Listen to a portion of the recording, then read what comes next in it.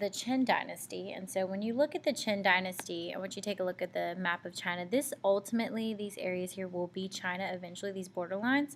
That's the current boundaries of China and Mongolia. But if you see the orange, this is where the Qin dynasty expanded. And then also you can see the Great Wall, which we'll talk about the Great Wall because it was protection from the Huns. So when we talk about the rise of the Qin is going to rise after the chaos of the Warring States. 20 warlords are going to fight for power of China.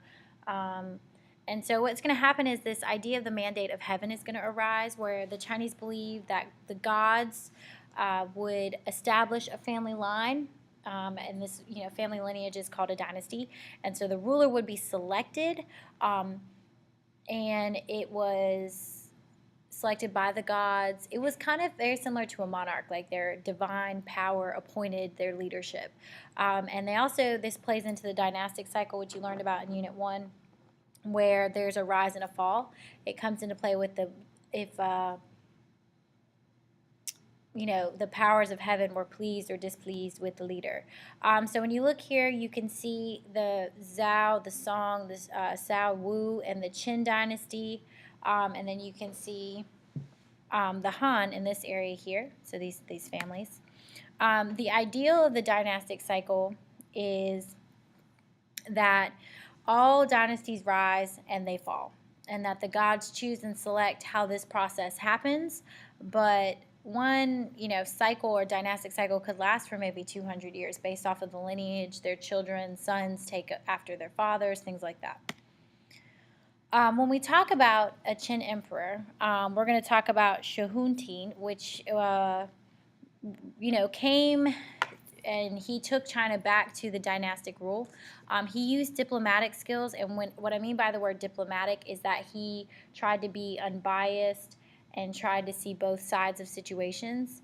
Like being a diplomat in the world is where you work for one country, but you try to work and make relationships with another. So he tried to be diplomatic with the people as well as outside civilizations, and also he also had military ruthlessness, which is kind of bipolar in a sense. He used the philosophy of legalism. Remember in the previous video, legalism was the ideal that humans were naturally evil and they had to stay in line by force or laws and harsh punishments. He always had a clear chain of command, who did what their roles were, and he also used a bureaucracy. Do not forget that a bureaucracy is a division of duties and responsibilities amongst leaders. Remember that an emperor can't be everywhere in his dynasty, so he has to establish people to take on leadership roles and execute his policies and beliefs amongst their empire. Also, he believed in severe punishments for crimes. Very similar to Justinian code, similar to Hammurabi's code. You do something wrong, you receive the punishment, we make an example of you. So my question to you is, how does that affect society? That keeps society in order. If you see that someone was executed or their family was executed or they were imprisoned for a crime, you're less likely to do it. Just like when we talk about Mesopotamia, if someone's missing their hand because they're stealing, you are less likely to steal something. So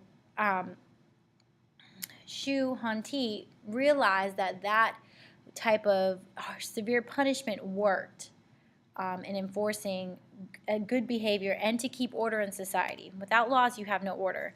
And what other civilizations does this sound familiar to in the Qin dynasty?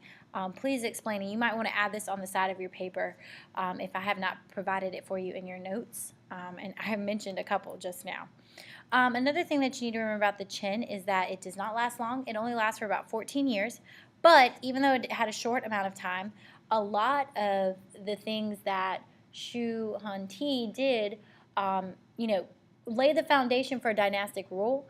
It also, the idea of the dynastic cycle played hand in hand with the mandate of heaven and rolled into the 20th century. So you think 20th century, you need to think 1900s. Now, my question to you, and you can do this on your paper for a few moments, and if you need to pause the video, go ahead. If you were the leader of the Qin dynasty, trying to bring about power and unify almost 300 years of warfare, okay, because the warring states, which belief system would you incorporate into your style of rule? So take a moment to yourself and draft a couple ideas for me. Now, when we talk about the Han Dynasty, you need to see that the Han Dynasty definitely expanded from the Qin. So you can see right there it got larger. You can see there's the Great Wall. When we talk about the Han and Rome, the Han Dynasty is going to exist during the same time as the Roman Empire.